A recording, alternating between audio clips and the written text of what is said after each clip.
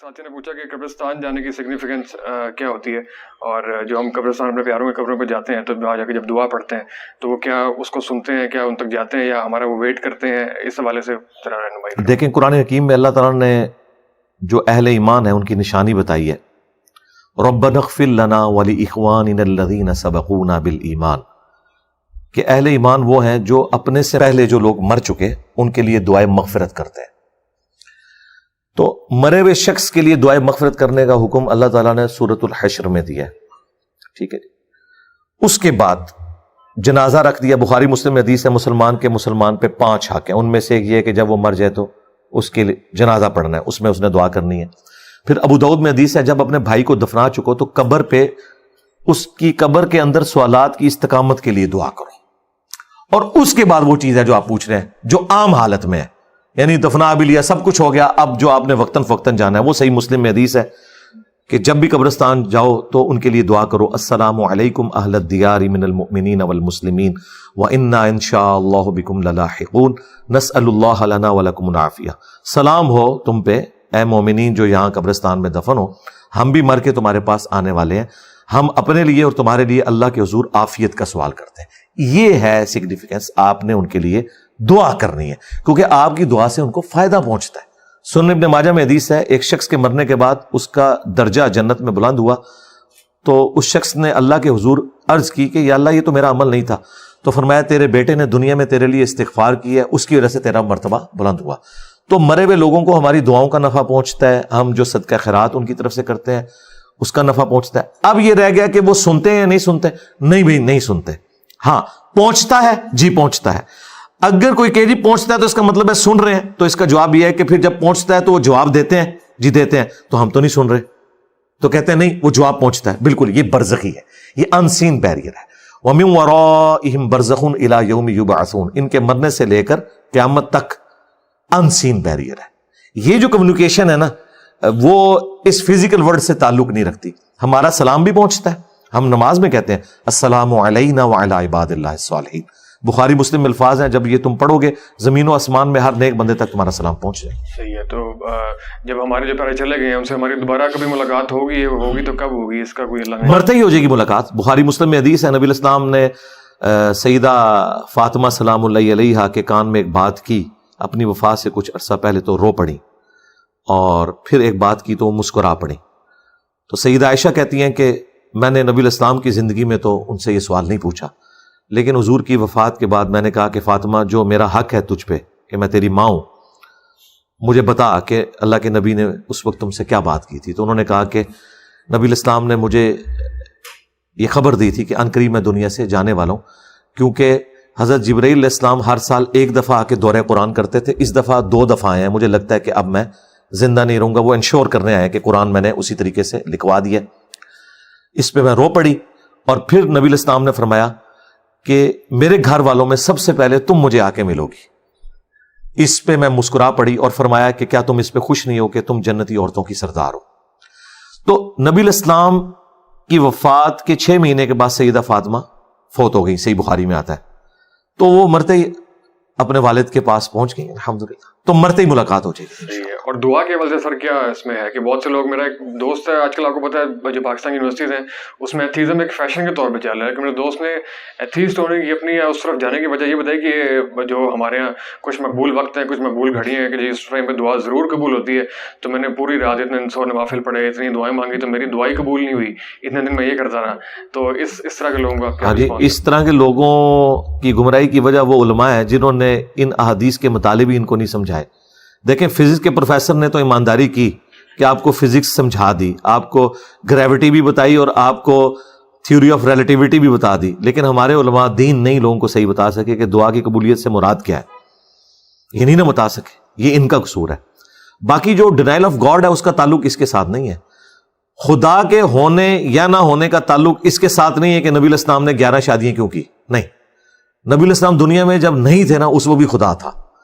خدا اپنی قدرتوں سے اتنا نمایاں ہے کہ نہ تو کسی پیغمبر کی تعلیمات کی ضرورت ہے، پیغمبر کی تعلیمات کی ہمیں ضرورت ہے اللہ تعالیٰ کی ول کے مطابق چلنے کے لیے، خدا کو پہچاننے کے لیے اللہ تعالیٰ نے قدرت میں اتنی نشانیاں رکھ دی ہیں کہ انسان خدا تک پہنچ سکتا ہے۔ اب آ جائیں وہ دعا کا کانسیپٹ۔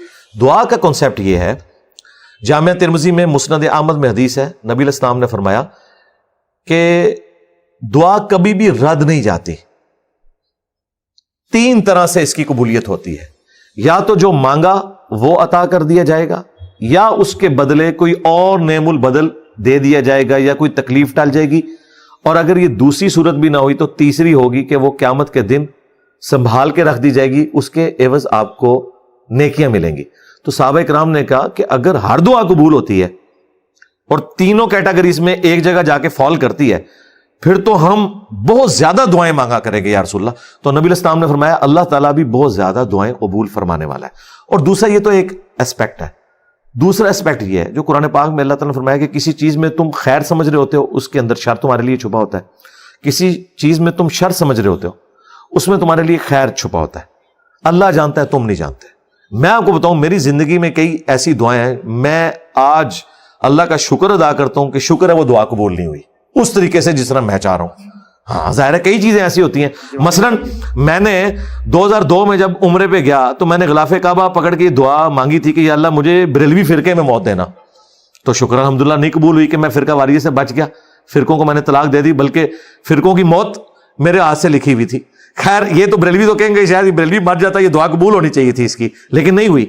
تو بات یہ کہ کئی آپ کی زندگی میں ایسی چیزیں ہیں جو وقتی طور پہ آپ سمجھ رہے ہوتے ہیں یہ آپ کے حق میں بہتر ہے، لیکن لانگ ٹرم میں وہ آپ کے حق میں بہتر نہیں ہوتی ہیں۔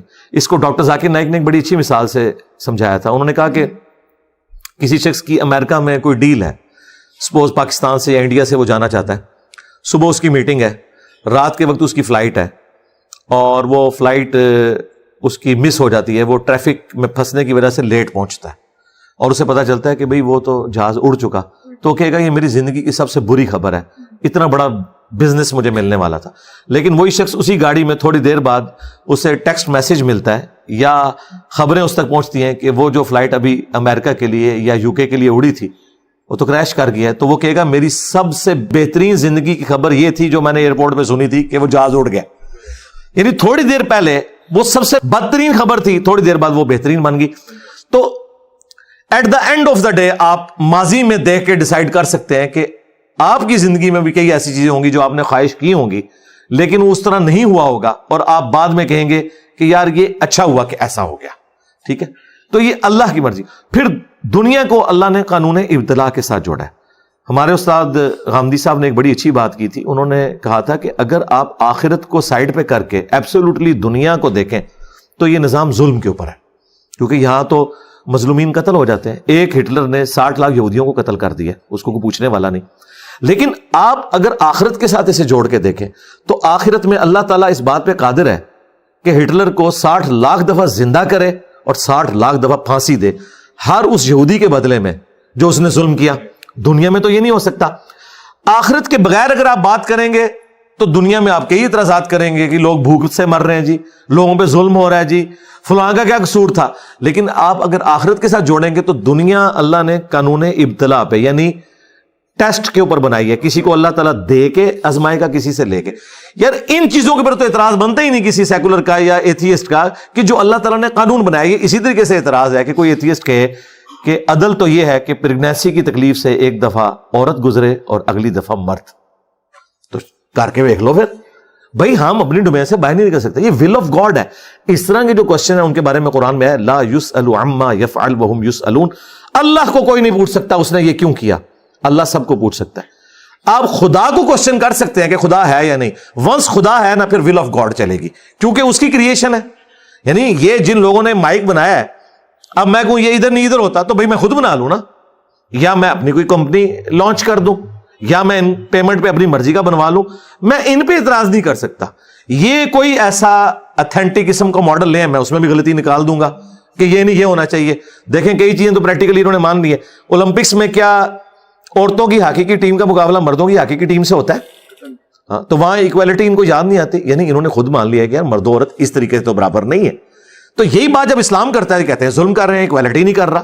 بھائی اسلام یہ کہتا ہے کہ اپنی اپنی ڈومین میں ہیومن ڈگنیٹی میں سب برابر ہیں، بلکہ ماں کا درجہ تو باپ سے بھی 4 گنا اللہ تعالیٰ نے زیادہ کر دیا ہے۔ یہ تو مردوں کو پروٹیسٹ کرنا چاہیے تھا کہ ہمارے رائٹس کم ہیں، لیکن مرد نہیں پروٹیسٹ کرتے۔ ہم کہتے ہیں کہ اللہ تعالیٰ نے جس کے لیے جو بہتر تھا وہ رکھا، ہم اس کے اوپر راضی ہیں۔